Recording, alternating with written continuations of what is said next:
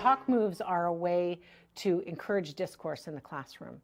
And the first talk move that I learned was repeating. That plus that is 80. It's not 20.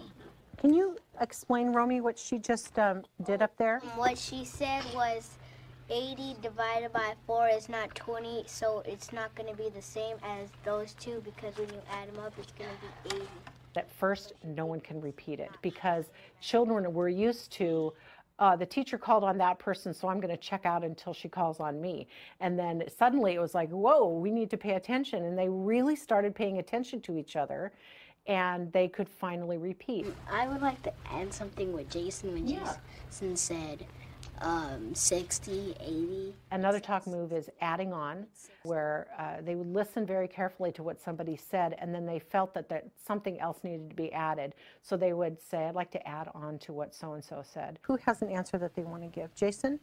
40. And why do you think, are there any other answers? One of the talk moves that we created is the silent signal in the classroom that I'm thinking the same thing as you are. In my class, the I agree with you sign is this. It's like you and I think alike. That is so encouraging to the student who is speaking when they suddenly see everybody doing this to them. They're like, yeah, everybody's thinking the way I am, I rock. And they are encouraged by what they're saying. You can't change the divisor, you can only change the dividend. So what do you think, Jason, about what she said? She said, revising our thinking is permission to change our mind once we are confronted with new information. I think she might be right, so I'm starting to think it's false. So you're starting to wonder.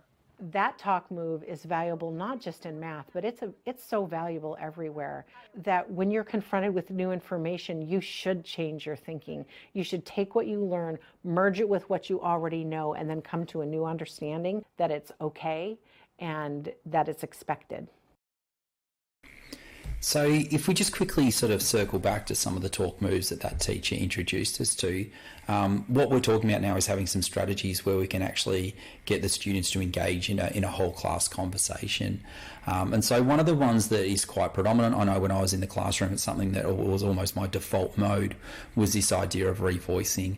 And so that's where a student might answer something, and then what the teacher does is actually revoice it. So they might revoice it in their own language, so you're saying that, and revoice it. It's a really interesting one to think about. Quite often, because it is a default mode, what we find is that students don't listen to other students.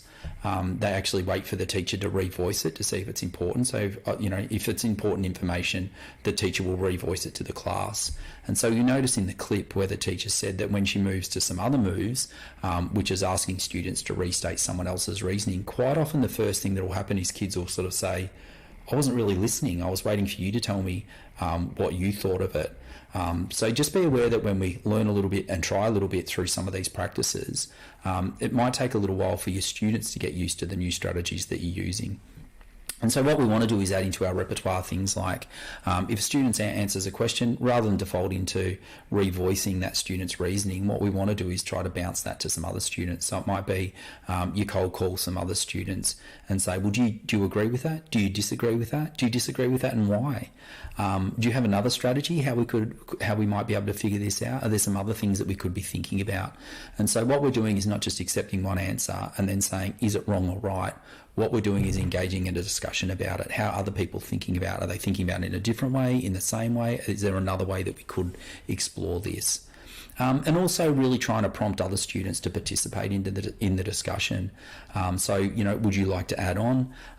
Who thinks they could explain why this is a good move or a good strategy? And really getting kids to engage in that discussion before we start to get to some sort of final idea. And I think one of the really other big things to think about that wasn't mentioned in the video is this idea of using wait time. That when we're having a discussion, it's really important that kids have a sense that they can actually think through something and not move too quickly. And the other thing that I often talk about with wait time is wait time matched with positive body language.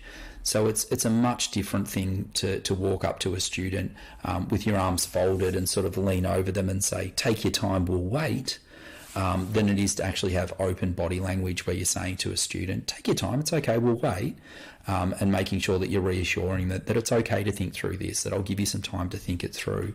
And so when we're starting to move into classroom discourse, just as an entry level, some of those talk moves can be a really nice way to start to get kids to engage in discussion rather than teacher asks question, student says answer, then the teacher asks another question. Well, let's talk about it for a while. Let's think it through. You'll notice that these are probably strategies that you might use freely when you're looking at a text. So when you're doing a read aloud, these are the sorts of things that we're exploring, how the author's thinking about or positioning different characters. So we want to start to bring some of those practices into our mathematics classroom.